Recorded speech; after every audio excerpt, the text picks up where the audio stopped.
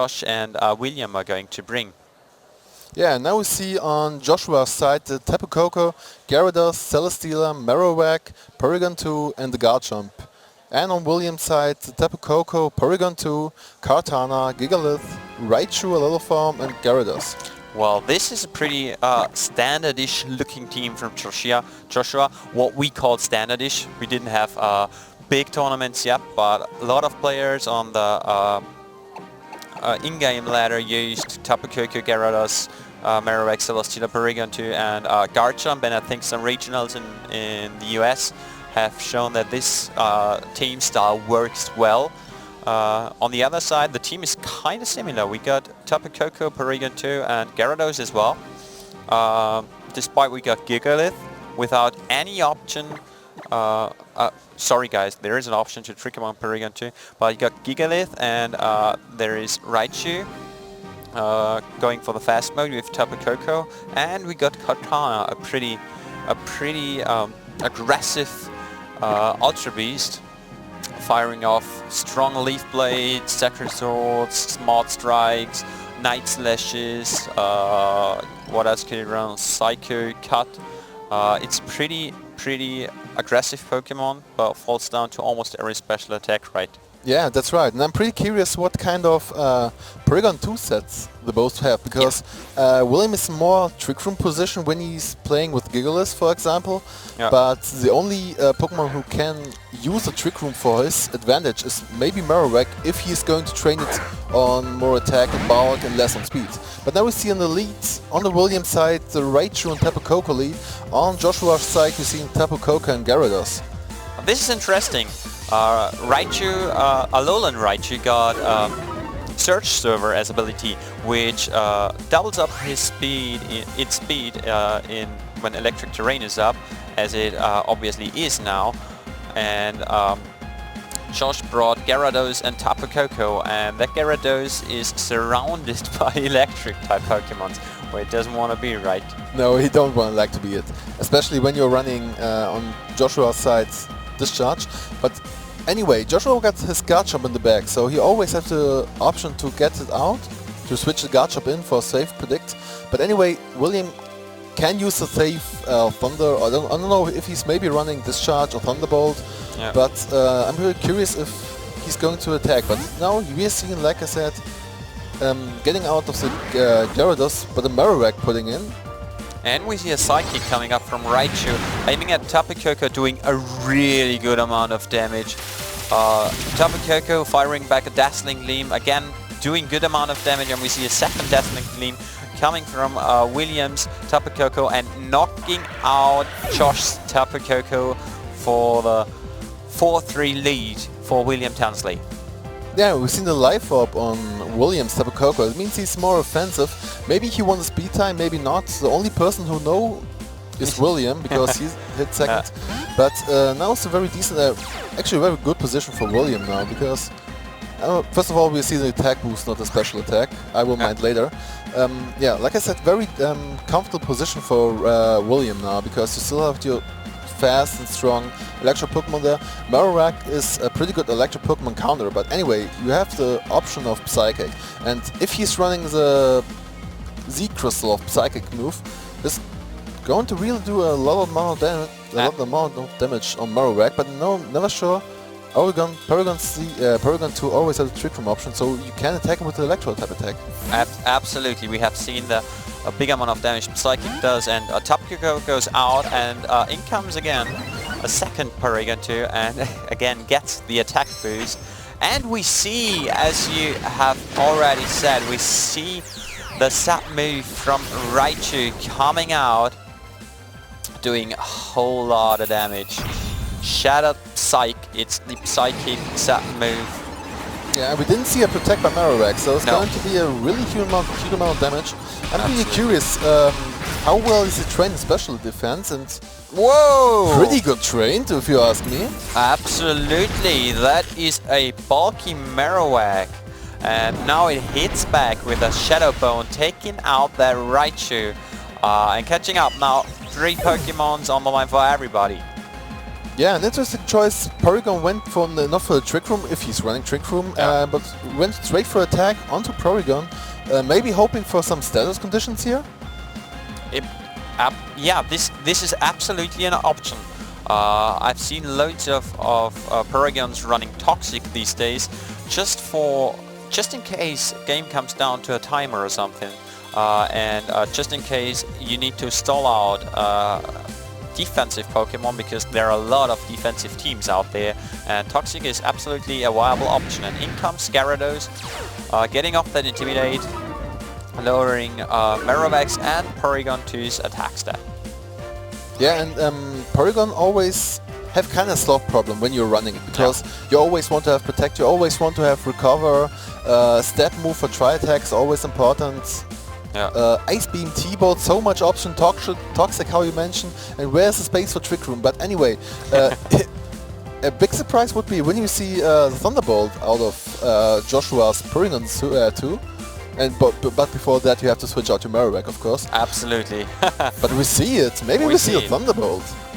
And he brings us his own Gyarados to intimidate the William Gyarados here. Especially William's Porygon, you get a mirror, exactly a mirror here. It's absolutely. Kind of funny. And we see the waterfall from William's Gyarados into Joshua's Gyarados, doing a huge amount of damage due to the crit.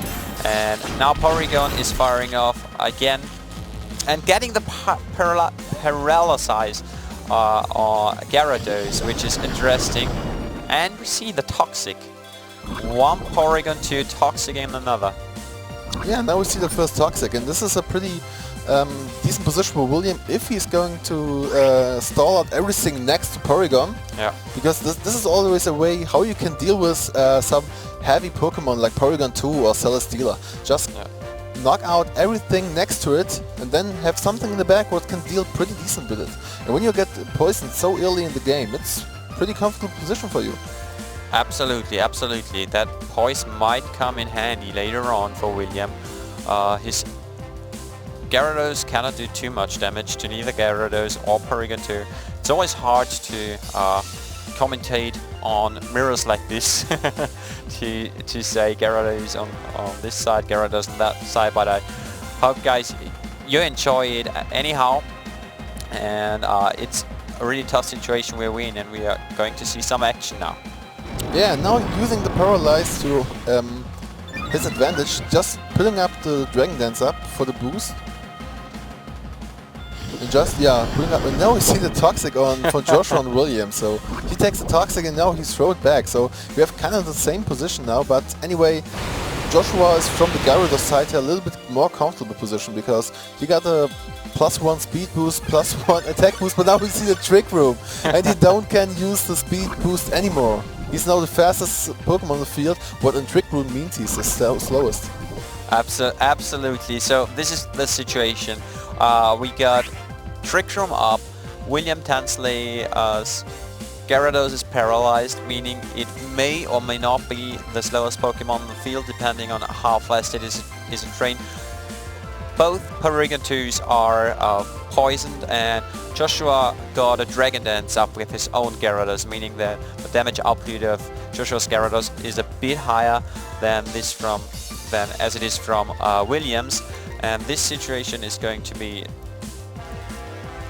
well, it's hard to make decisions on this. I think the Trick Room was pretty clutch because the Gyarados is paralyzed, and now his own Gyarados can dish out some damage before it takes damage. Maybe doubling up Porygon 2 and Gyarados into Josh's Gyarados could take it out, you know? Yeah, probably, but now we see from William's side to Protect, getting some defensive. We see the Toxic out of on Gyarados. Interesting. He could. Maybe he don't have Thunderbolt for sure not, because he would use it. But maybe he don't have the Tri-Attack, so he's the more defensive Porygon 2 user here. Yeah. But anyways, we see the Waterfall, gets still the Toxic damage. Yeah, it's still, everything is open, because, you know, Porygon 2, both are poisoned. Gyarados is kinda useless. Yeah, just a little bit useless. Especially when you're the slowest Pokemon on the field. But now we see the Electro Field is gone. Wouldn't deal anything much, so never mind. This is like you said. It's everything. Everything is open. It depends totally on what is in the back of each party, and I think everybody is already trying to think of how the end game could turn out. This is now everybody wants to prepare for maybe a late game sweep, and we see Porygon 2 from William using Recover to get some health back, and Gyarados from William using Waterfall into Joshua's Gyarados, not taking that much damage, and we see Tri-Attack from Joshua's Porygon 2 into Gyarados, and we see a sub move. Yeah, and the Z move is now pretty big because he's got a pretty good chance to get a knockout on Porygon 2 if he's going to target it. So with a +1, no, never mind, man. He's not +1, he's +0, ±0, sorry. But it should be definitely enough to get the knockout of Gyarados. Yeah, and here we see it. Yeah, absolutely. And so goes down William Tensley's Gyarados. Joshua is now up 3 Pokemon versus 2 Pokemon. We got still 6 minutes and 36 seconds left, and Poison put a timer on every Pokemon on the actual field right now. Yeah, now is when I see in William's face, now he kind of hate himself for bringing up the Trick Room, because now he was miscalculating some things. So he predicted the Water Z move one turn earlier when he was protecting, and now getting the punishment for it. But now Tapu Koko should be still faster than Gyarados, depending on how well it's trained and speed. But anyway, in what position would we want to be now more? In Williams or in Joshua's? Pretty hard to say. Gyarados goes down, I guess, the next time it takes damage from Poison. Porygon 2 still gets more damage from Poison each turn. I guess it's pretty safe when William Tensley just protects his own Tapu Koko. Just to stall out one more turn. Maybe it can even take a Tri-Attack from the opposing Porygon as it gets taken out, and Marowak comes in. And Porygon 2 uses Recover. Yeah, but this is some... You're winning like one turn, but anyway, it's pretty difficult for you now, because when you're switching out your poison Pokemon, you refresh the poison counter, because it's heavily poisoned. So you can stall out both Pokemon, kinda. It's very difficult now for William to come back, because look at this, so much damage from the poison. It's getting every turn more. Absolutely. It really comes down to what attacking move got William on his Porygon. We haven't seen any. If he is able to take out, to double up into Porygon 2 and take it out with 2 hits, it might come a really strong Thunderbolt from Tapu Koko in the Porygon 2, boosted by Life Orb, and then it depends on if Porygon 2 can take the rest of the HP off from Joshua's Porygon. If not, and Porygon 2 recovers, then this is pretty tough. Alright, now the Ice Beam on Porygon doing a decent amount of damage to the Tri-Attack. Is it targeting Tapu Koko? It is! It is. It actually is. I expected a protect here. Yeah, me too, because it's the last round of Trick Room. So William, I don't know if this was the right play, because Trick Room is off. Joshua's Porygon 2 is most likely faster now, so he wins the recovery war. Well, I really expected a protect. He is definitely in the... Me too. I think he's running protect because he's a Life Orb, so I don't see a reason why he's not running protect. So yeah, if he's running protect, I don't see a reason why not protect. Maybe Joshua should think about it, so no protect running. So I don't know. I don't know if I'm okay with the play, actually. Now, especially guys, for you out there, if you haven't played Pokemon Sun and Moon yet, there are some new cool features, like you can look up in the menu how many turns Trick Room are used, how many turns Rain is spent, how many times Aurora Veil, for example, is spent. So you can all look it up. You can even look up how high your stats or how low your stats got lowered or raised, which is like a really neat feature for us Pokemon battlers. Yeah, that's right. Now we've seen a forfeit from William, Yeah, there's no way he could win anymore, even if he would crit any match, any hit, but it's okay. He took the last 50 seconds of thinking about his lead probably for the next game. So, but Joshua is still concentrated, still focused, but I see he's happy he won the first match. Maybe by mistake by William, we don't know actually, so yeah, it's still a pretty interesting one, because we see kind of the same Pokemon but very different sets, and this is what I really love to at the beginning of any metagame.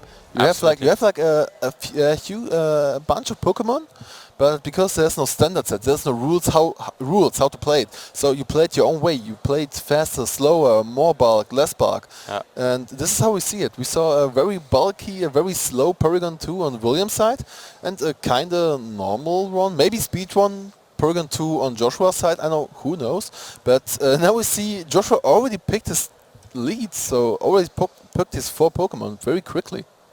Yeah, he probably did the same, and in the last few turns they probably thought about a game plan, how to execute the game plan properly, and I'm really curious what they came up with.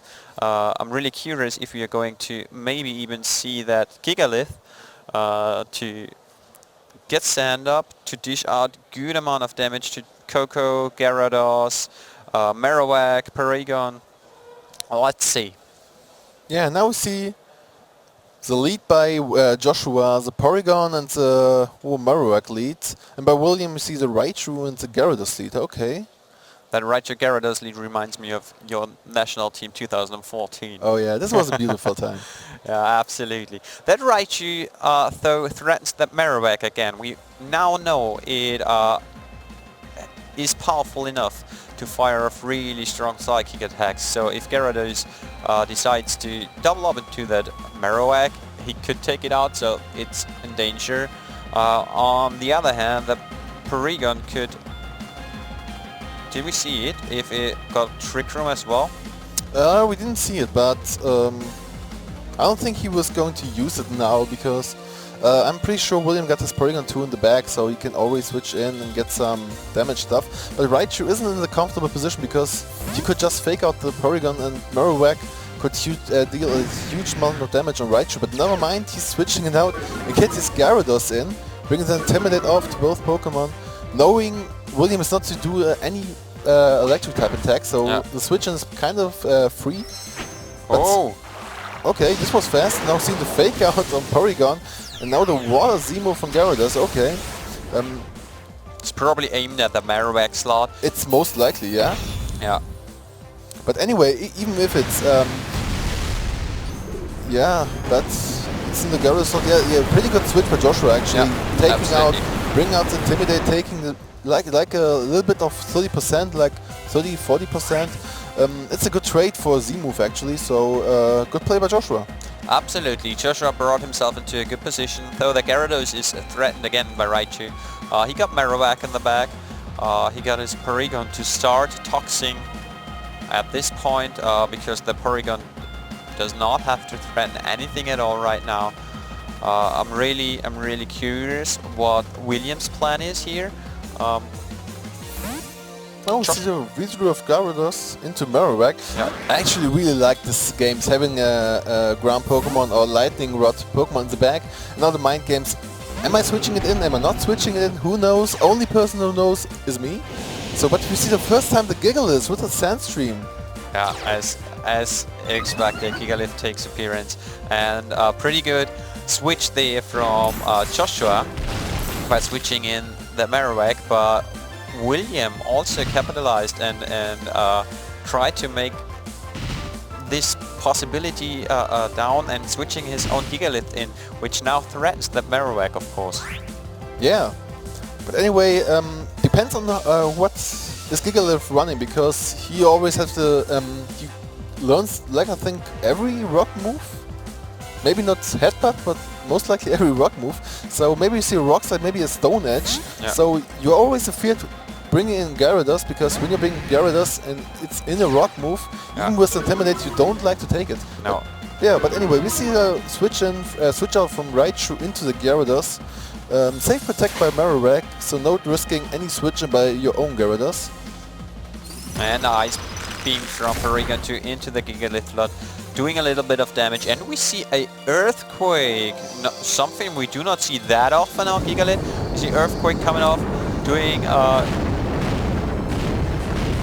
let's say chip damage on Porygon 2, especially combined with that Sandstream coming up. I doubt it would have been enough for the Marowak to get the knockout. It would be enough, yeah, but it would be in a very good position for yourself, because Gyarados is now the fastest Pokemon on field. So even if the Marowak would stay the Earthquake, you have a pretty good chance to get the knockout on it. But anyway, you like every chip damage put on Porygon 2. So you have your Sandstream, and you always Earthquake. You can Earthquake as long as you want, so you lose anything. Because Tri-Attack, Ice Beam, this is chip damage. Yeah, absolutely. But I think in William's place, you might want to cover that Gyarados switching by pressing Rock Slide if available. You still get that chip damage on Porygon 2, and you do a good amount of damage from Marowak, and you save the Gyarados switching, but instead he switches his own Gyarados out for Raichu coming in. And Joshua actually withdrew Porygon. He doesn't like to take any chip damage, and sends in the Gyarados. Yeah, we'll most likely not see the Earthquake right now for switching as Raichu. Not sacrificing Raichu would be definitely the better choice. But we see the Boomerang from Marowak into the Gigalith doing a cute amount of damage. Actually, this is why Gigalith is the beast in defense. Yeah, absolutely. I like that, a cute amount of damage. And we are seeing a Stone Edge with a huge amount of damage, taking out the Marowak. And now this position got way better for William. We got a Raichu to Thunderbolt the Gyarados. We got a Gigalith being able to dish out good amount of damage to both Gyarados and Porygon 2, and on top being able to dish out chip damage to whistle down the Porygon. Yeah, and always you still have to fake out this turn.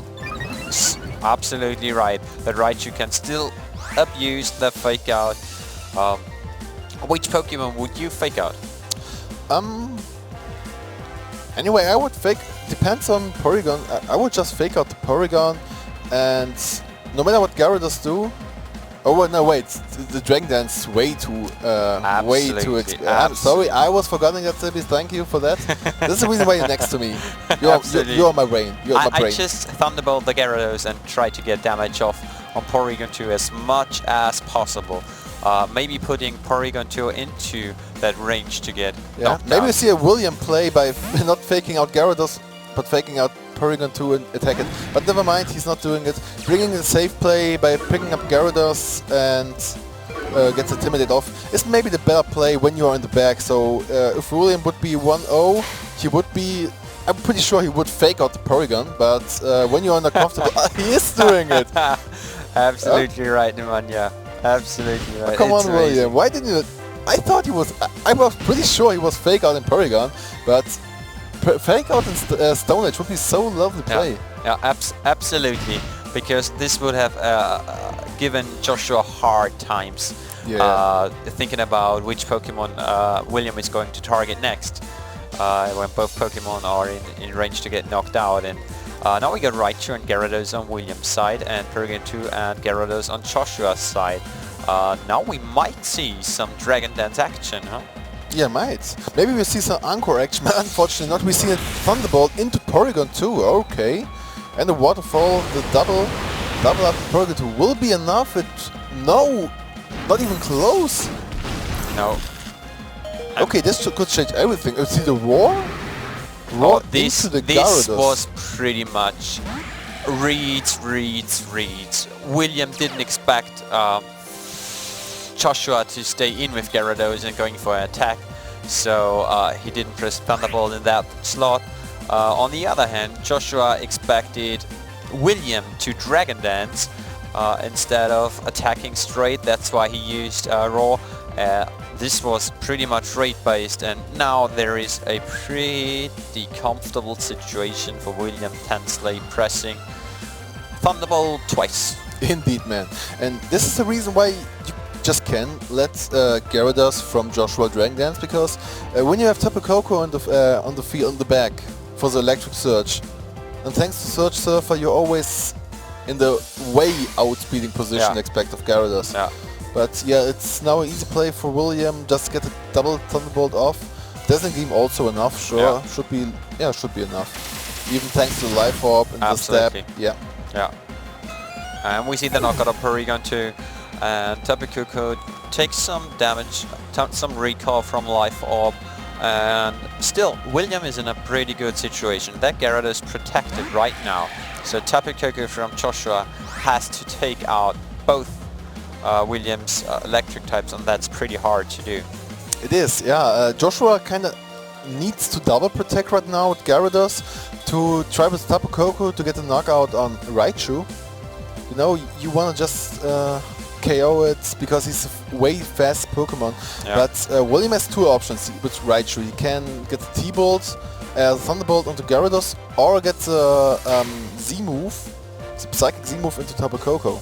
But like I said, the safe move, there's no reason to not do it, but double protect, unfortunately for William, good for Joshua, get it off. Absolutely, absolutely.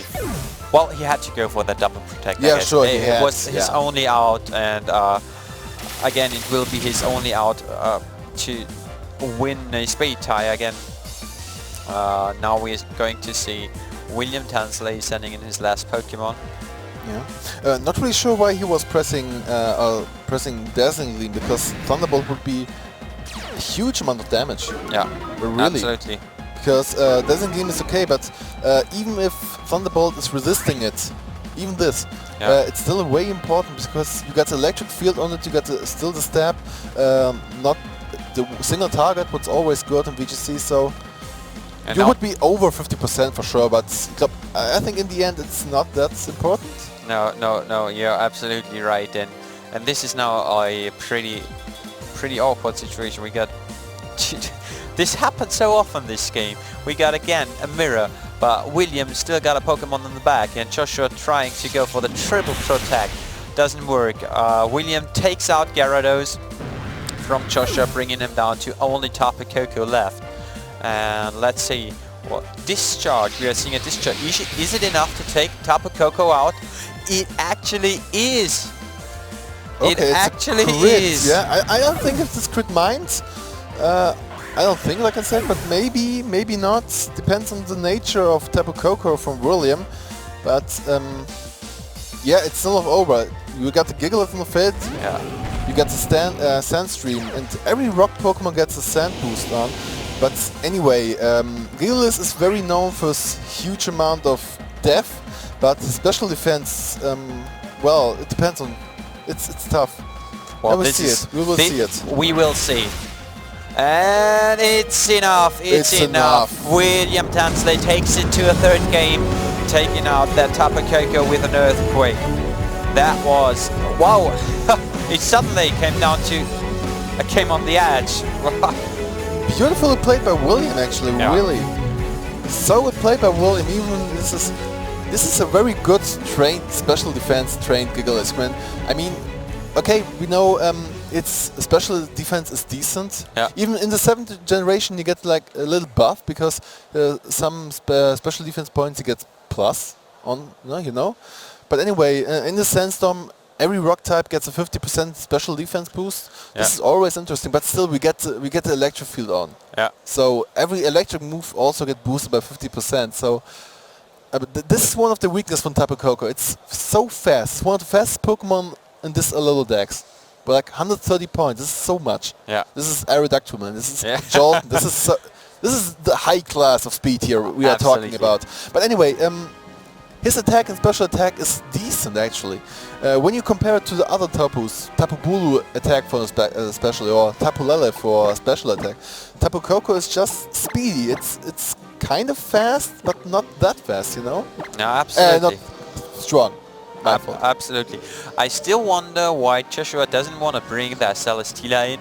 Well, you think about Marowak Celesteela as a late, for example, with a Gyarados in the back to being able to switch into potential waterfalls. Yeah, but then you have to be very careful about the discharge action, because you got we saw this. No, we saw discharge from Joshua, right? Yeah, right. Absolutely. I'm sorry for that. We saw, yeah. still, you don't know about the discharge if William is running discharge, because he saw the Thunderbolt, the Protect, and the Dazzling Gleam, right? Yeah, absolutely. So, fourth move is open, so I don't know. And yeah, we're seeing both players still concentrating. William is a little bit still thinking about the match plan, but Joshua still looks a little bit more cool, I would say. And we see the leads. We see again Raichu Tapu Koko on William's side on the field, and we see Joshua sending out Tapu Koko and a guard jump. Wow, I really guard jump is in this environment threatened as well. Tapu Koko, no Dazzling Gleam. We have seen that Psychic move from Raichu coming out will probably be enough to take the guard jump out, and that guard jump is, besides Marowak's only immunity to electric types, right? Yeah, that's right. And we see William always do his move Joshua thinking about, but William maybe don't want to fake out because it's a slow start. Maybe he would just want to double up into the guard jump. But maybe Joshua thought about this. Just bring up his Porygon 2. You know, getting the attack boost again. But we see a safer play like Porygon, fake out into a Porygon. But probably seeing a Dazzling Gleam. Yeah, we see it now. The Dazzling Gleam into the Porygon 2 and the Tapu Koko. Again, a little bit less than 50% Tapu Koko. And the Tapu Koko Dazzling Gleam. Now we see maybe they're both same trained. Yeah, kinda. Yeah, it is. Yeah, absolutely. And now Joshua is trying to get into that defensive route already by switching in that Porygon. The Porygon 2 doesn't fear that much from Raichu nor from Tapu Koko, as we have seen. Not enough damage to just take it out in 1 or 2 hits. It's pretty sturdy and bulky Pokemon, and now it's the question, William Tensley, is he going after that Tapu Koko from Joshua? Raichu got this, his C move up, so he can get a knockout on Tapu Koko, or he can get huge amount of damage on the Porygon too. But you see the Protect by Tapu Koko, it's okay. So I'm pretty curious. Now we see the normal Psychic into the Tapu Koko. Don't want to get rid of your Z Crystal, but you see a Tri-Attack into Gigalith. Again, very great read by William. Yeah. Because, come on, this is nothing for a Gigalith. Absolutely, and I really wonder why William didn't bring the Gigalith game 1, sorry guys. As you can see, it really works out. It gets off chip damage on Porygon 2. It takes so few damage from special attacks. It's really sturdy and bulky. And now Josh decided to go the defensive route, and William said, okay, if you want to switch in your Porygon, I'm going to give you chip damage. Yeah, switching on the Gyarados. I just love how there's always electric Pokemon on William's side, and Joshua's always like, I don't care, I switch on my Gyarados how I want. And still you're seeing a Psychic into Gyarados would be do a decent amount of damage, under 50%, still okay. Seeing a Tri-Attack from Porygon into Raichu doesn't get but that gets get burned. This should be it for Raichu for the end of the turn, but getting the Stone Edge into Gyarados and getting a knockout, nice! Oh, that's absolutely huge. If William got his own Gyarados in the back, and William manages to take the Tapu Koko from Joshua out, then it's gonna be a plan. Yeah, it's definitely. But I'm curious if it's going to be a speed tie in the end, because we saw sometimes in the first time Joshua won the speed tie, and the second time William won the speed tie with Tapu Koko. So it could be in the end a speed tie, because Gyarados it can't be faster, because I don't think it can be faster than a Timid or a Jolly Tapu Koko, right? It's not that fast. We got like no chance. Yeah, because even if Gyarados gets the Dragon Dance up, he's still slower than Tapu Koko. So I think my prediction is, in the end of the battle, it could be a relative. The speed tie is going to be huge. This is my predict, guys. Okay. I take your words. And we see guard jump coming in from Joshua's side, and from William's side, Gyarados is making an appearance and lowering guard jump's attack. Porygon 2 probably doesn't have any physical attacks, so it doesn't matter on this end. And Guard Jump now threats the Gigalith. And now we see the Rock Slides. Missing the Gigalith, but maybe not the... No, missing Gyarados actually. Gyarados, this is actually a bigger deal. And you will see the Ice Fang into the Guard Jump. He taking a one-hit KO. One-hit KO on that Guard Jump with an Ice Fang. This Gyarados is trained heavily in attack, getting some damage from that Tri-Attack from Porygon, but again we see an Earthquake coming up from Gigalith, shipping again damage off from the Porygon 2, and so does Sandstorm on Gyarados and Porygon 2. Yeah, this is really just chip damage, because after Intimidate, even your Earthquake isn't strong enough. But did you see that Garchomp from Joshua isn't running Rough Skin? You're absolutely right. Yeah, no damage on Gyarados. Yeah, it's interesting, because normally when you see in the Garchomp, you always want to play it with Rough Skin. But sometimes when you're playing on your own Sand, you take like the Sand Wheel, because your evasion get boosted and everyone likes it. It's for free evasion boost, but you don't even have Sandstorm in team, so it's an interesting pick. I've seen it from Miguel Marte de la Torre. He didn't have Rough Skin neither, but he got Sand on his own. Yeah, that's true. Rough Skin isn't as good as it was back then when Kangaskhan was around. You cannot switch into fake outs and returns and double edges and give him back huge amount of damage to Kangaskhan, so maybe that's like a real option. Yeah. And whoa! Did you see that, Nemanja? Did you see that? I see it. Yeah, it survived barely with 1 HP and gets a recovery off. This is huge for Joshua. This is like really huge. The Porygon 2 with the clutch 1 HP survived there. Whoa. I mean, William's position isn't bad now, but it would be much more beautiful if you get the knockout on Porygon with the Water Z Crystal, but William is still in a good position right now, if you ask me, because Electric Field is gone, no attack boost for Tapu Koko anymore, as long as you don't bring your own Tapu Koko. So I think for William, because Joshua burned up his Protect, so just Protect with Gyarados, doing the Earthquake should be enough to take the KO on Tapu Koko, and 3 Pokemon against Porygon 2 is still manageable. And he goes the offensive route, goes for Discharge again, going for Recover, knowing that he doesn't take out his own Porygon 2. And we're going to see again an Earthquake from Gigalith, but this Earthquake probably takes out Tapu Koko from Joshua. Yeah, by far. Here we go. And if you guys asking yourself, why is he using Discharge? It's just because Joshua knows he's a good player, because he knows he's in the with the back at the wall, he has no chance he can win as long as you don't get the Paralyze and the Paralyze Flinch on Gigalith. This is the reason why you lose Discharge, because Discharge had like a 30% chance to get Paralyzed, and this is even if you have to take the hit by your Porygon. It's the only win condition, and he tried it, but it didn't work out. Well, good point, Nemanja, pointing out that Joshua was searching for outs, and the only out he saw was like paralyzing Gigalith, not taking damage from Gigalith, taking out Gyarados in the same turn. This, thank you for pointing it out, pretty good.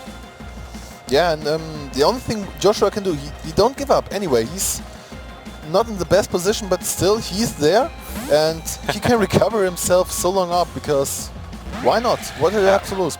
Maybe your bulk is enough to get always not 2-hit KO'd by the Pokemon, so try your best, get as much information as you get, because when both players get in the day 2, for tomorrow you will need the informations. Absolutely, you're absolutely right. You do not play 1 game in a tournament, you play 3 games in a best of 3, and you're going to play loads of game on the run, and Joshua is probably trying to bring William down to 1 Pokemon. He's not in a leading position, and William is setting up a Dragon Dance, I guess, again with Gyarados. Yeah, here we go. To better up his position. But Joshua, yeah, it's still fair to fish for information. Oh, maybe you see the free... No. Oh, he's targeting Tapu Koko, yeah. The only win condition actually what Joshua could do is like doing a tri-attack to Gyarados, taking the paralyze or the freeze into it, and then hope he's not able to attack through. But yeah, this is just like peanuts, you know. Porygon 2 can actually win with tri-attack if he frees anything and the Pokemon don't top off. But yeah, good for William, this didn't happen, and now he's just one turn away to get the win here, actually. Absolutely, that Gyarados boosted its attack stat and its speed stat by 2 stages right now. We're going to see huge amount of damage from Waterfall, and it's almost enough.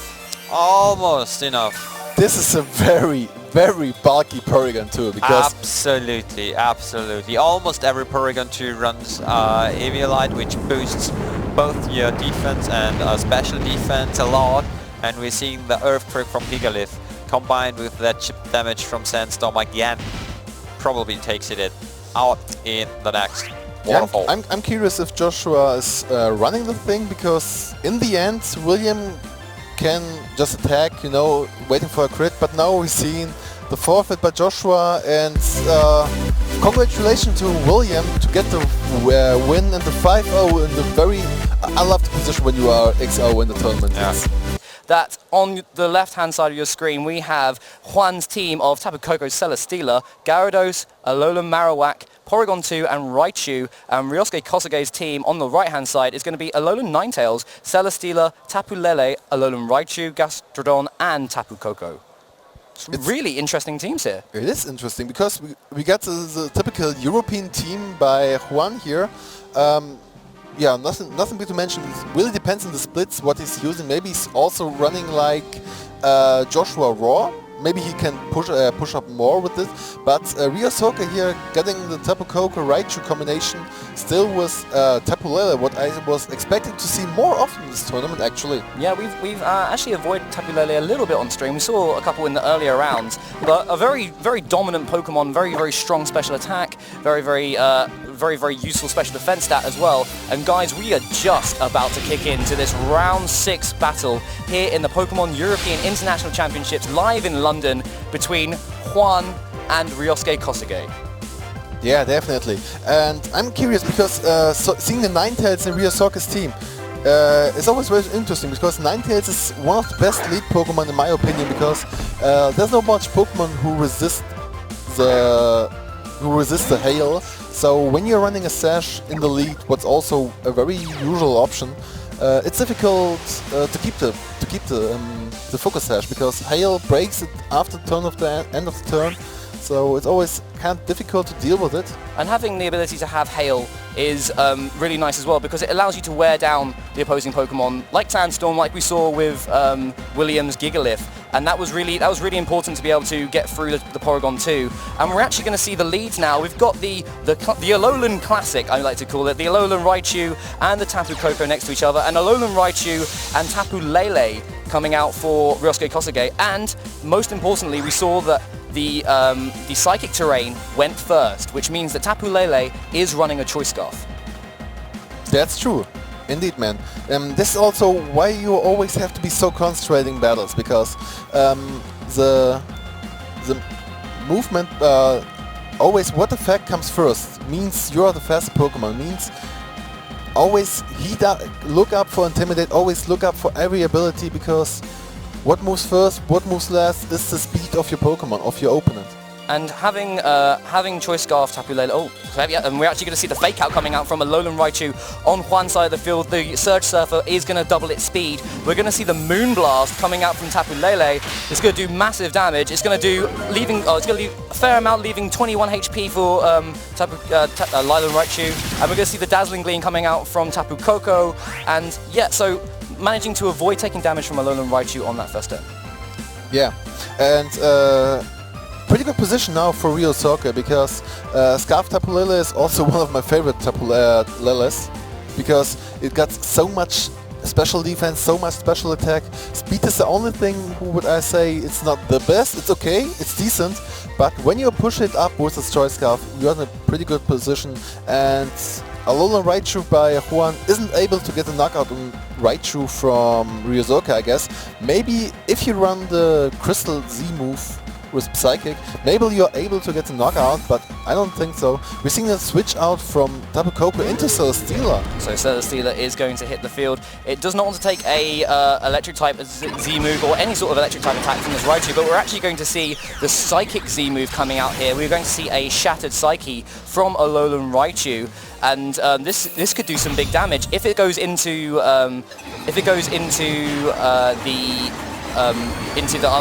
he's gone onto the Alolan Raichu slot, so we could actually see if there's a if there's a focus sash on that will, oh wow, that didn't do enough damage at all. Not even close.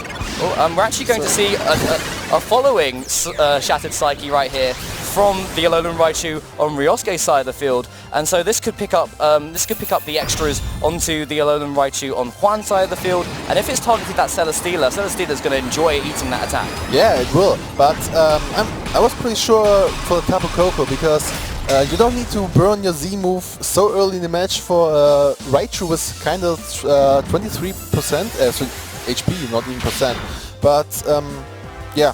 Knowing about the Tapu Lele, maybe it would be enough for Tapu Koko. Maybe there's extra train to get the knockout on Tapu Koko. I don't know, but if I would say if Ryosuke had the chance to get the knockout, he would train on it. Yeah, and we saw that Alolan Raichu on Ryosuke's side of the field did take a lot of damage. It took that Shattered Psyche attack and didn't get knocked out, which is really good for Ryosuke, because now he's got the Pokemon advantage. Celesteela is slightly damaged, and he managed to get rid of the extra fast Alolan Raichu on his opponent's side of the field. Tapu Lele and Raichu are now the fastest Pokemon on the field. Yeah, by far. But anyway, Celesteela by Juan is getting a little bit intimidated by the Raichu, but I think he's going for the safe play here, getting the Protect off, maybe with Porygon to the Trick Room or getting the knockout on Raichu. This is both plays I will completely agree with, but if you get the Trick Room option, I would definitely say you should go for it, because, you know, Raichu is way too fast, Tapu Lele has the Scarf, so you're pretty sure with it.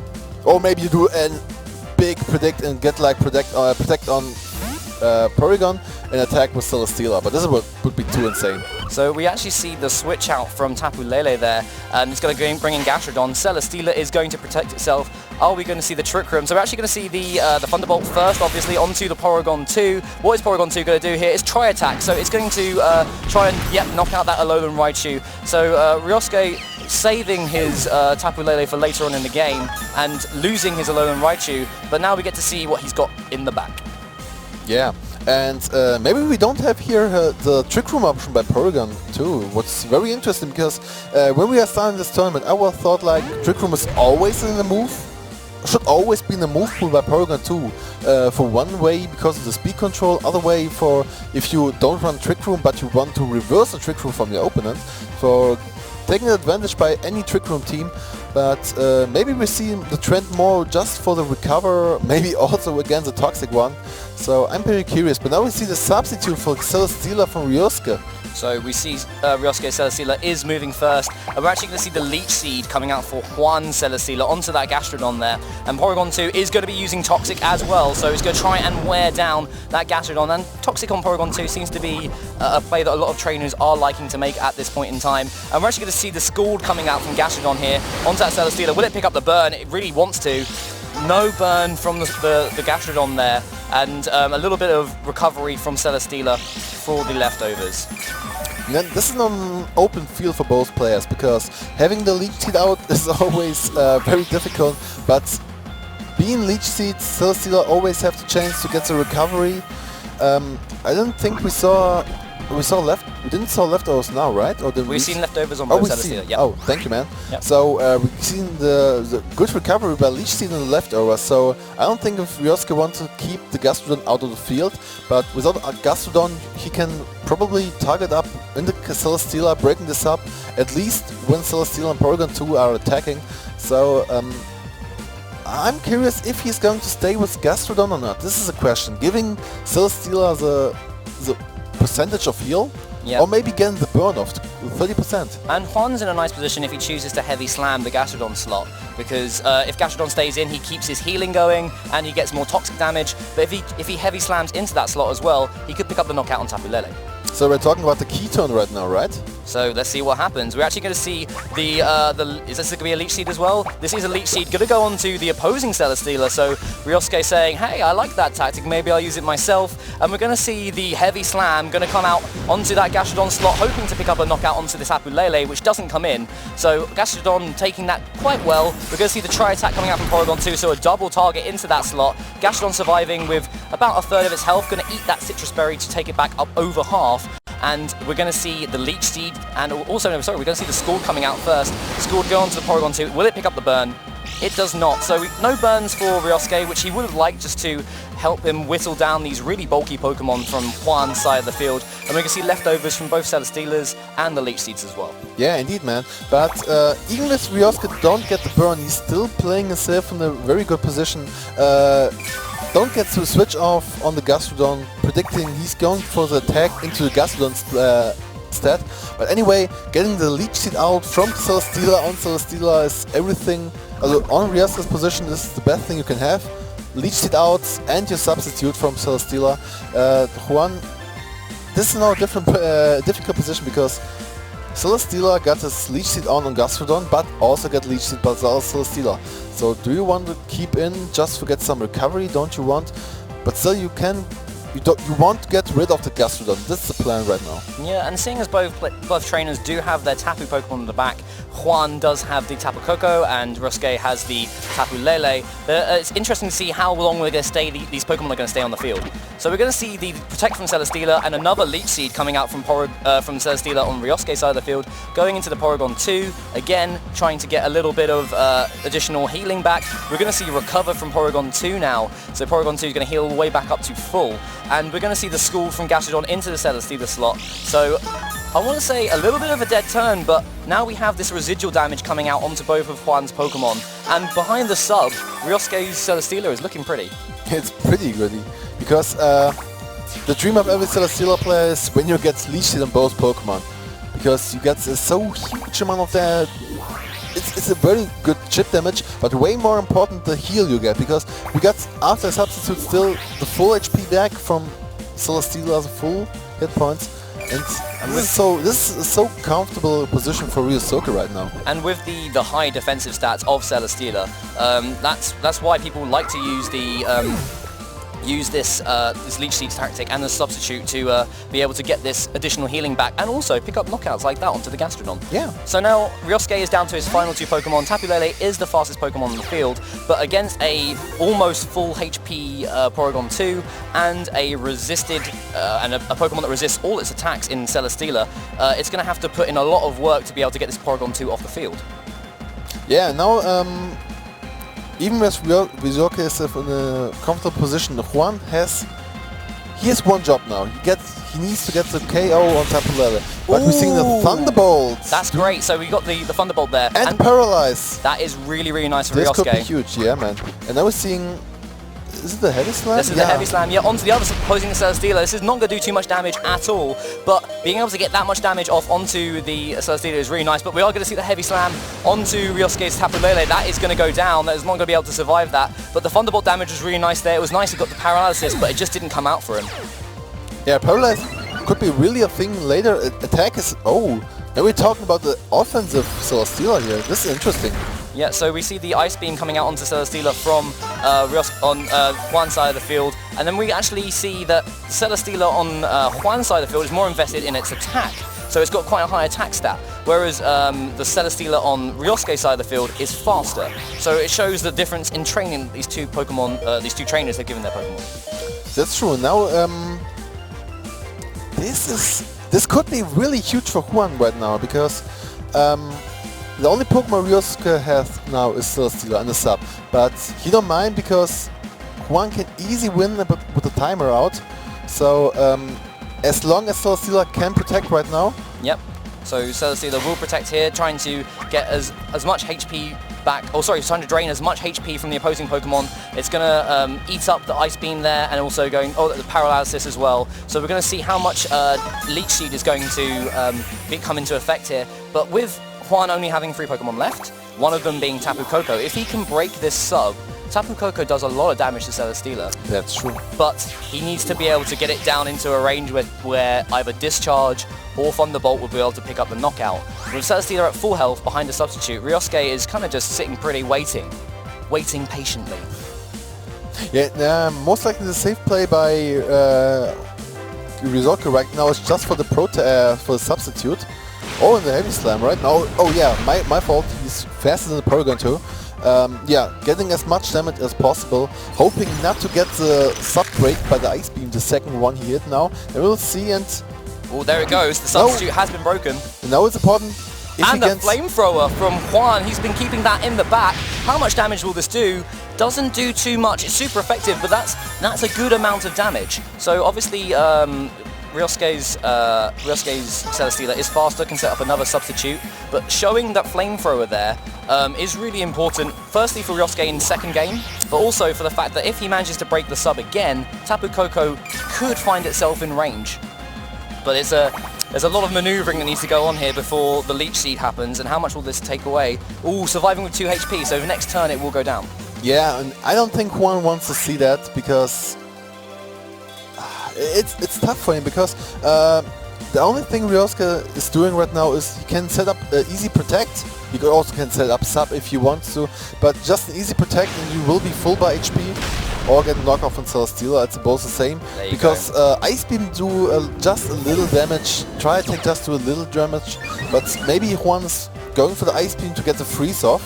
And there we see the Beast Booth as well, which boosts its defense. So we're going to see an extra bulky Celesteela here, Leftovers recovery kicking in, and also it's going to be able to get the Leech Seed recovery as well. Porygon 2 going right down to the red here. So we've got Tapu Koko hitting the field for Ryosuke, for Juan, but with Celesteela at such high HP and with access to Heavy Slam, he could pick up a knockout there as well. Yeah, easily. So the only thing Juan can save now is the critical hit. Yes. That's the only thing. So he's most likely running Thunderbolt. So Celesteela's in a pretty good position as long as there comes no crit. So in the regular turn, regular battle, without hacks, without luck, Ryosuke is in a pretty good right hand now. We never see the Thunderbolt. Don't get the crit off, but still 70% of damage is pretty huge. But getting now the Heavy Slam into the Tapu Koko. Survives. Okay, easily. So yeah, pretty easily there. So that's just under half HP. And we've got the recover from Porygon 2, and Juan might have just turned this back into his favor. So we're going to see the Thunderbolt coming out from Juan's Tapu Koko, and that will be doing a massive amount of damage to Celesteela, and Juan might just take this first game. Yeah, this is kind of miscalculation by Ryosuke here, because if he would play on time, on safe, he would just set up Protect with Celesteela, waiting when the Electro Field went off, and setting up the Leech Seed on Tapu Koko and, you know, stall the way out. Yep. But now it's way too late for Ryosuke. Juan's in a very good position right now. Watching the first Thunderbolt like 70%. Okay, even I was surprised actually. Yeah, so we see the Leftovers kicking in for Celesteela now. He's just trying to get as much HP recovery as he can to be able to survive another Thunderbolt. So we got the Leech Seed going on to Porygon 2 as well. Again, a little bit of HP back, and we'll have to see if Celesteela can survive this Thunderbolt from Juan's Tapu Koko. Yeah, no chance. Maybe we saw the highest roll ever, and maybe we see the lowest roll ever. So trying to get the double protect to get more heal up, and now we see the Thunderbolt into the Celesteela, getting the 1 hit KO actually. So and Juan taking the first match. Juan Gil de la Encarnacion taking the first game in this round 6 match in the London European International Championship against Ryosuke Kosuge of Japan. A really important win for him, and also just kind of setting the tone for the second game, where we might see a little bit more Celesteela action. Yeah, but a little bit more careful, because Ryosuke was too sure with the Celesteela, because he was under your sub, you had your Leech Seed up on the left side, Leech Seed up on the right side. You felt too comfortable, too sure. Yep. This was the moment one was like, okay, now I see you are feeling too much comfortable, I will take it out, knocking everything out next to Celesteela, just keeping your heavy slamming, keeping your leech seeding, I don't care. And in the end, my Tapu Koko gets the win. Yeah, and that was really a really important resource management from Juan there, realizing that if Tapu Koko stays around for the late game, it will be able to outspeed everything and get some really big electric type damage off. But guys, we're actually going to kick into team preview once again. We're going to see on the left-hand side of the screen Juan's team, Tapu Koko, Celesteela, Gyarados, Alolan Marowak, Porygon 2 and Alolan Raichu. And for Ryosuke Kosuge, we have Alolan Ninetales, Celesteela, Tapu Lele, Alolan Raichu, Gastrodon and Tapu Koko. And again, a very fast pick by Ryosuke, and even Juan didn't need so much time to get his lead and the 4 Pokemon, so I'm curious what kind of strategy both players have. Maybe Juan won last round, so like in England, like you guys like to say it, never change a winning team. Yep. Yeah. So I think Juan maybe stays that way, but never seen Ninetales and Raichu by Ryosuke, and I'm pretty glad to see Ninetales right now. I really like the Pokemon, especially the Lolo form, because Hail, Blizzard, with the speed, it's such a Garchomp. It's a really fast Pokemon. It gets access to a lot of really nice moves in Blizzard, in Aurora Veil, which is an extremely powerful move for your defenses. But we see the same lead coming out from Juan here, and a little bit of a change up from Ryosuke. How do you think they position in this first turn, Neno?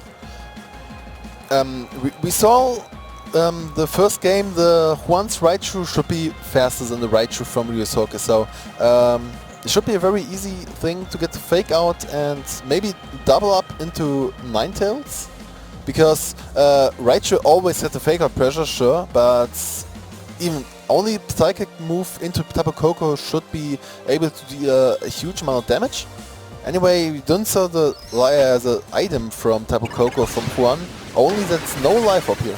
So we're actually going to see Juan's Alolan Raichu going to take in its Z power. It's going to be using a Psychic Z move. It's going to be that Shattered Psyche, which has such a cool animation. I mean, like, I wouldn't want to be bounced around in some sort of Psychic realm like this, but as you said, Nano, it is going to target out that Alolan Ninetales as well. And Alolan Ninetales is a Pokemon that really appreciates having a Focus Sash. It's going to go down to just below Focus Sash range, and we're going to see a Z move coming out as well. Both players thinking, you know what, I want to get as much damage as possible out of my Alolan Raichu on this first turn, and we're going to see where Ryosuke is going to launch that attack.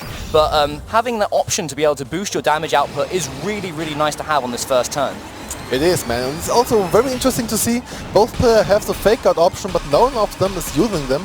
So maybe he wants to find out if he's sashed, and he is actually. So this is the reason why playing Ninetales is so genius, because now even Ninetales fainted, but still Tapu Koko, so he does. Yep.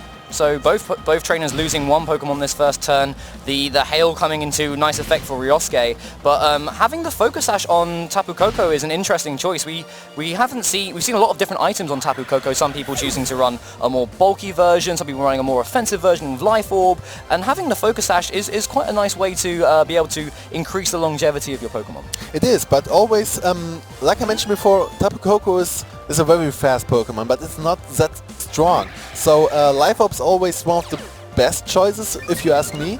So when you're not running Life Orb, not boost items, so you have like, when you don't hit it super effective, it's always so difficult to do some damage. But this anyway, when you are leading Raichu and Tapu Koko, you maybe don't need the Life Orb.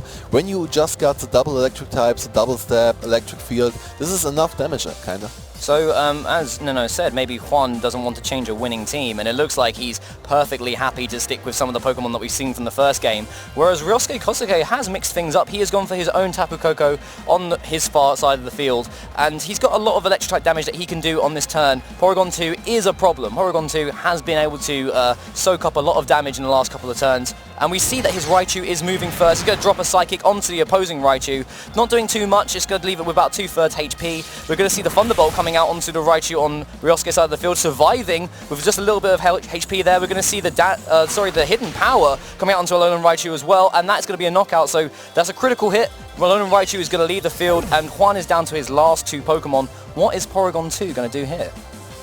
He's just like dealing some damage, getting rid of the Raichu, but still interesting choice why he was using the Psychic instead of the Thunderbolt into the Raichu. Yeah, because Thunderbolt is, even with both attacks getting resisted, but Thunderbolt is way stronger thanks to the electric field. So, but anyway, maybe he was still sure. Maybe Psychic. he was thinking about the Gastrodon switch in and going for that, or maybe if Tapu Lele came in, it would be able to get a boost from the Psychic terrain. But with the possibility of having Celesteela switch in, you wouldn't really want. I didn't think that he would really want to go for that Psychic. That was quite. It looked like a bit of a read from Juan's end. But we see the Celesteela coming out for both sides of the field now, and we went from a change up for Ryosuke. Said now decided to just go. Oh, okay. Well, I mean, Celesteela did pretty well last time. Let's give it another shot. Yeah, but almost forgot. Juan still got some Marowak in the team, so maybe will bring it up, but no, we've seen the Thunderbolt right into the Celesteela, picking up the one knockout, not even the crit. So by Celesteela for Juan, still get the Celesteela from Ryosuke. Yeah, life up seeing out there, and yeah, getting the safe play here, getting the leech seed off. Wow, Juan was a little bit too risky right now. Yeah, I think Ryosuke was like, okay, that first game was good. You played really well, but I need to take this to game 3 now. So let's just ramp the pace up a little bit. This has been a real blistering second game, and obviously we're now down to Porygon 2, extremely bulky, but Tapu Koko still next to Celesteela here for Ryosuke is going to put Porygon into a lot of trouble, where it can drop a lot of high-powered Thunderbolts its way, and Celesteela will constantly be threatening it with heavy slams and additional Leech Seed damage, and there is nothing that Juan's Porygon can do to get rid of that Leech Seed.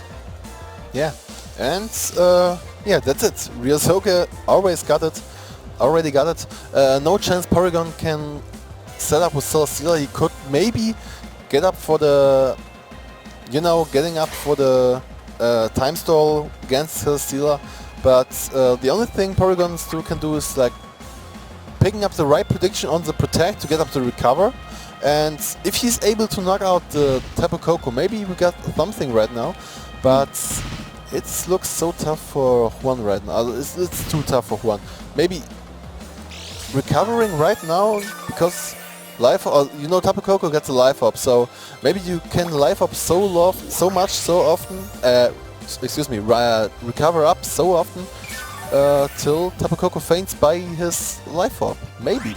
So this is the only tactic Juan can do right now, just stalling out the Tapu Koko, but he's over 60%, so I don't think he can take so much hits, but let's see. So the Thunderbolt is going to take it down to in the red here, and we can see the heavy slam coming out from, there's the heavy slam coming out from Ryosuke Kosuge. This should pick up the knockout here, so there's the handshake.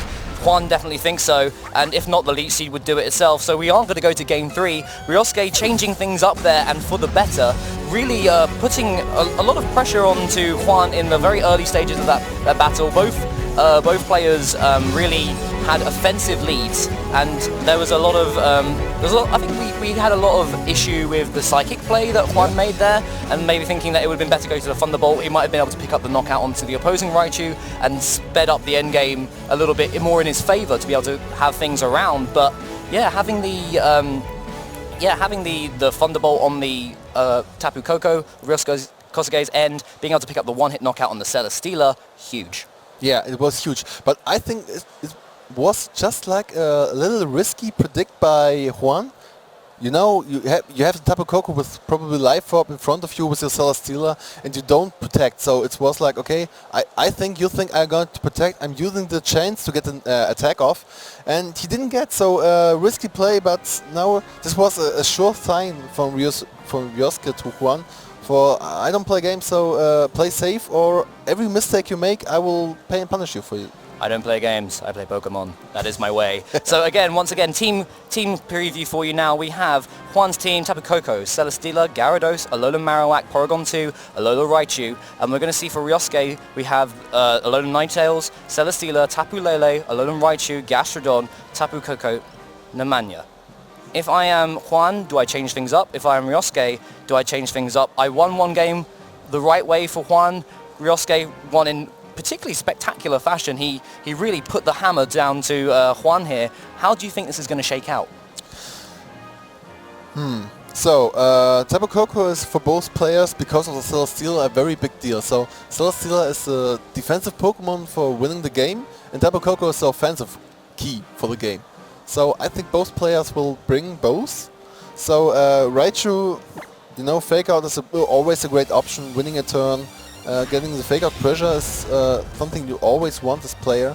But anyway, last turn, like we see, we didn't see any fake out. So because just straight up into the Z Crystal. Maybe this is the only Z Crystal users they got in the team. So why not? Okay guys, we will be able to kick it into the match now. So this is round 6 of the European International Championships here in London. Again, Juan Gil de la Encarnacion, sorry Juan, and Ryosuke Kosuge of Japan facing off here. Both are now 1-all in this round, and we're going to see what's going to happen. We have the Alolan Raichu and Alolan Ninetales for Ryosuke, and Celesteela and Marowak for Juan. This is a very beautiful counter pick by the last lead.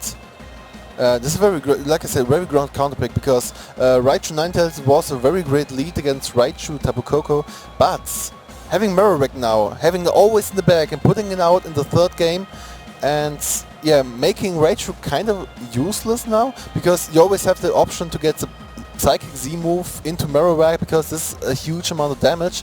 But anyway, Celesteela is so free, so comfortable.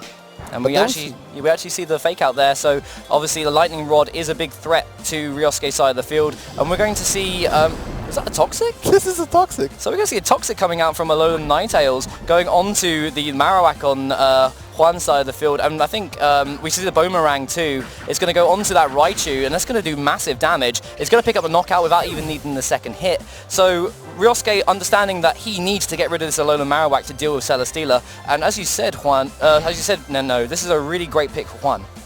Yeah, maybe, guys, I can explain why was Ryosuke faking out the Celesteela and doing Toxic, because Ryosuke was most likely thinking about getting the switch out, the Marowak, this Juan would Marowak switch out for something else, for more like Porygon 2. So getting the Toxic out from the Porygon would be a big deal. But Juan just thinking about the prediction from Ryosuke and just went straight off. Just went to most likely heavy slamming in Ninetales and yeah, Boomerang into the Raichu. But getting rid of the Raichu is a very big deal for Juan now, and pushing Ryosuke in a so difficult position. Yeah, Celesteela is actually really enjoying this position. It's protected by its best friend, Alolan Marowak. Tapu Koko has now hit the field, but cannot do the significant damage that it did last game to the Celesteela. The Lightning Rod ability protects it from those powerful Thunderbolts boosted by Life Orb and Electric Terrain, and any Blizzards or Fairy type attacks by Ninetales just aren't going to do enough damage either. We actually see the switch out now. Here comes Porygon 2. So Porygon 2 is going to hit the field for Juan, and he's going to pair that up. And we're going to see the analytic here, the download, and I don't know if that was special attack or physical attack, I'm sorry to miss that one. And there's actually going to be the Protect coming out from Tapu Koko, and what we're going to see from Ninetales, that is the Blizzard. No, that's Blizzard. Oh, that is Blizzard. That is Blizzard right there. And so I'm going to see Tapu Koko protecting itself there, and we're going to see the hail coming down now. Tapu Koko, Celesteela and Porygon 2 all taking a little bit of damage. Yeah, chip damage now is very important for Ryosuke to get any chance to get hit over the Celesteela. But now it's always the mind game. When you got the Celesteela on the field and your Marowak in the back, am I pressing the Thunderbolt button? That is a good thing, and I mean we saw it a couple times in the match between William Tansley and Joshua Lawsey, where there were several turns where we just saw constant switching to try and get the right positioning, and having the Alolan Marowak in the back to be able to protect the Celesteela, maybe possibly get a big heavy slam onto the Ninetales is really important. And Porygon 2 is not really doing too much here. If it stays on the field and Celesteela doesn't protect itself, it can break Ninetales' sash or something, but we're actually going to see a switch out from Ryosuke instead. We're going to see Celesteela coming in on his side of the field, so we are setting up for another Celesteela endgame here. Toxic coming out from Ninetales onto Porygon 2, finally finding the target that it wanted. So we are going to see Porygon 2's HP slowly ticking down here. It is on another timer. And we're going to see the heavy slam coming out from Celesteela on Juan's side of the field onto that Ninetales. So that's going to do massive damage, going to take it down to its focus sash, leaving it with just 1 HP.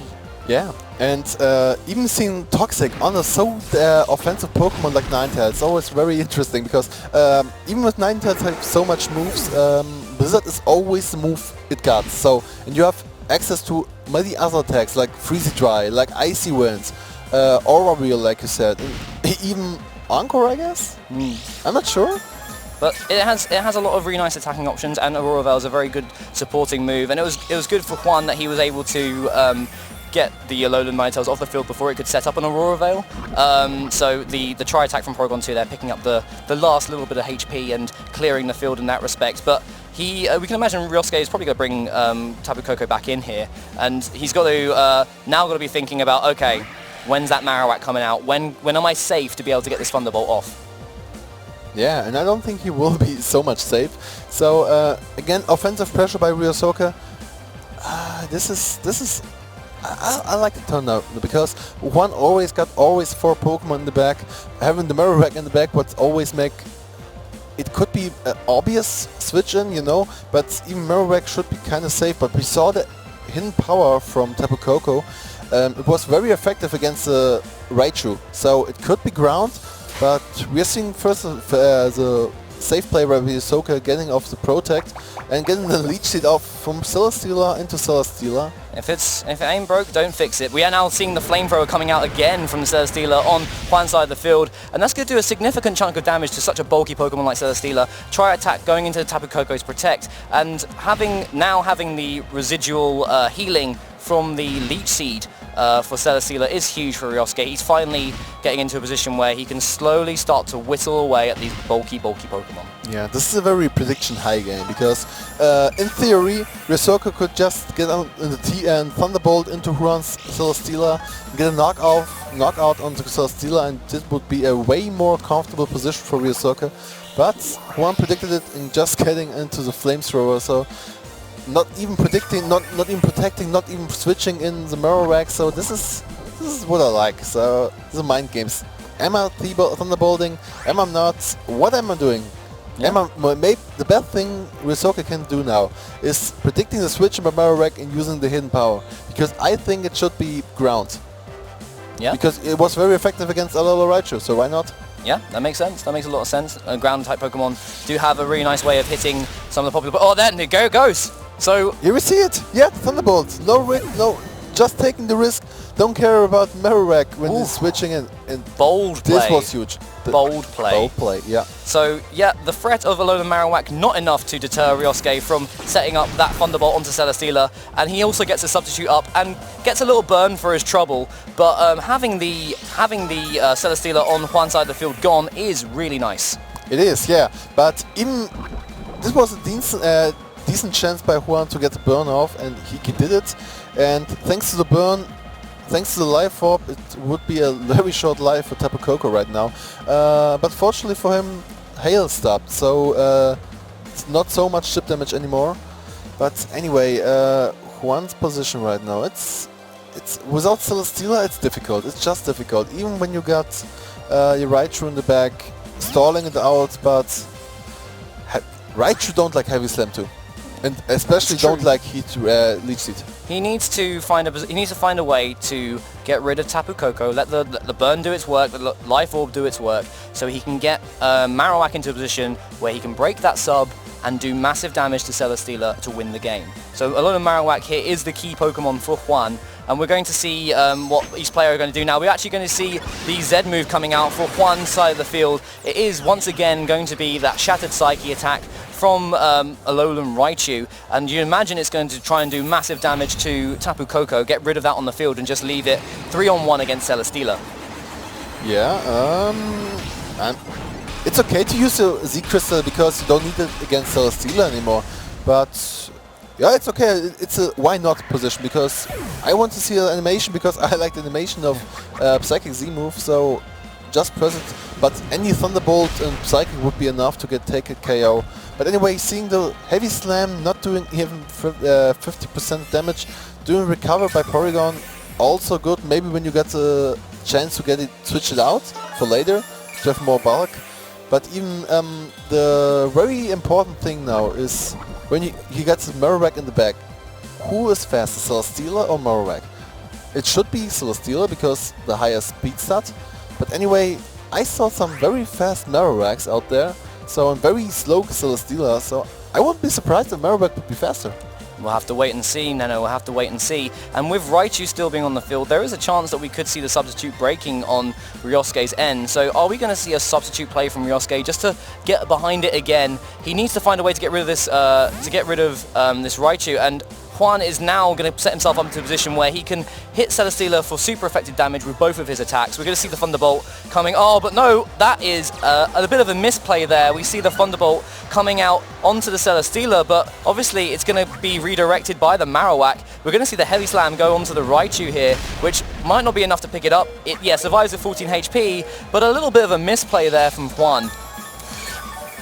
I don't want to judge because, guys, because I know this happened to me a lot of time, and I'm pretty sure someone of you guys this happened to. So I know it's like a beginner's mistake, but always playing 20 years with Marowak, and he got Lightning Bolt, it's okay. But when it's not Dark Ground Pokemon anymore, you kind of forget the thing. So, like I said, don't judge. It's happened to best players, so it's okay. That's one of the things. That's one of the things you got to bear in mind is that you're focusing so much on one turn ahead, maybe 2 turns ahead, and you're like, okay, I just need to position myself in such a way that you may forget little things like that. But it might cost Juan here. So we're going to see the Heavy Slam coming out from Ryosuke's Celesteela onto Porygon 2. Does a lot of damage there, leaving it 27 HP with the critical hit. We're going to see this Shadow Bone going to go onto Celesteela here. So choosing not to use Flare Blitz so that it won't take any recoil damage, and Celesteela is going to heal back a little bit of HP, but without being behind the sub, it's in a little bit of trouble. But you can imagine it's probably going to substitute next time. Yeah, it's probably even you have the chance of protect, so why not? But substitute would be the more comfortable position right now. So Celesteela, guys, now you can see why Celesteela is so good, because you have the Raichu in front of you, you have the Marowak in front of you. Marowak and Raichu don't like each other, especially when they're standing next to it. So it's tough now. Maybe it's, yeah. So you guys think it's really long match. So, but I don't think it would be enough for this match. What do you think, Jay? Well, I'm not too sure. If we get to a position where Celesteela is against Raichu and the Alolan Marowak, it is faster, it can set up a lot of substitutes, so we might see this go quite a long while yet, but I don't think we're in a danger of reaching. Oh, there's a Protect coming out from Ryosuke there. Juan really enjoying that position. We're going to see the Shadow Bow going into there, but he now gets into a position where he's got his Fake Out option again. He can now hit into the Celesteela, fake it out, and get the big Flare Blitz off. So Ryosuke is really hoping for another Protect to go through here. He needs to get a Protect now. Yeah, guys, and you have to mention, most of the players are since 8 AM here or 9 AM, and it's a very long day. You're playing so much, and you do this kind of mistakes. He gets a double protect. He went for a double protect, and he gets it. Oh, so the ray of light that Juan was hoping for here just gets shuttered away. So the second Protect on Celesteela, guaranteeing that it doesn't take the Flare Blitz here. Now it will be one of the fastest Pokemon on the field. Raichu cannot use its Thunderbolt because of Lightning Rod, and it can get up a substitute again. So we were told recently that the round timer is around the 8 to probably about 7 minute mark now. So we are getting close to the full round timer, but we'll have to see how this game actually plays out with Poison working in Ryosuke's favour. Marowak is actually going to switch out to try and reset that damage. Porygon 2 coming in here, and Ryosuke is praying for something. We have the download here. It's going to raise the attack of Porygon, so it doesn't matter too much. And here goes the Thunderbolt. How much damage does this do? It goes down to the red, and and the paralysis there. That's so we see no substitute for Ryosuke. That is a really, really, really interesting end to this game. This last couple of turns have just been insane. Yeah, we already saw, we hear the crowd scream for Juan right now. It was pretty huge to hear, but even if the paralysis was a big thing, there was a 50-50 choice for Ryosuke. Getting the attack into the Raichu against the substitute for Marowak, because both Pokemon can't stay on the field. Someone has to switch out, so it was pretty difficult for Ryosuke. But yeah, even Protect here wouldn't be enough because Raichu doing too much damage. Yeah, Paralyze was good for Juan, but anyway, very good played. Yeah, so we are going to see Porygon feint to that poison damage, and Marowak is going to come back onto the field, and with the paralysis on Celesteela's side of the field, and I don't believe it will be able to get up another substitute from this this HP range. We could be seeing a Flare Blitz for the win. Yeah, definitely. And anyway, maybe Ryosuke can protect his way to the time. He always could, but I don't think he wants this, and I don't think he have a pretty good chance to do it.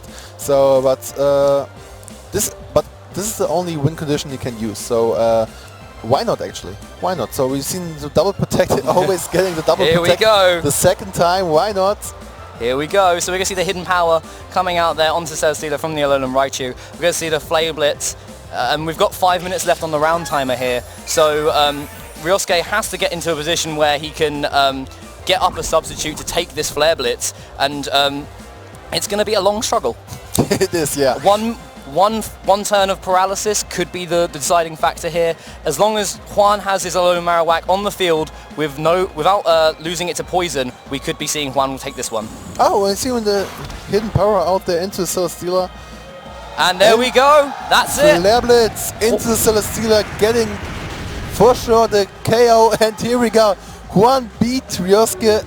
The underdog beats the old man. There we I mean, that's the veteran has lost here, so we do see that Ryosuke Kosuge of Japan is defeated by Juan Gil de la Generacion, which is an incredible Encarnacion, sorry, which is an incredible victory for him. The Spanish team, a lot of the European friends are really enjoying it. This was an amazing match. Obviously, we've spoken a little bit about the power of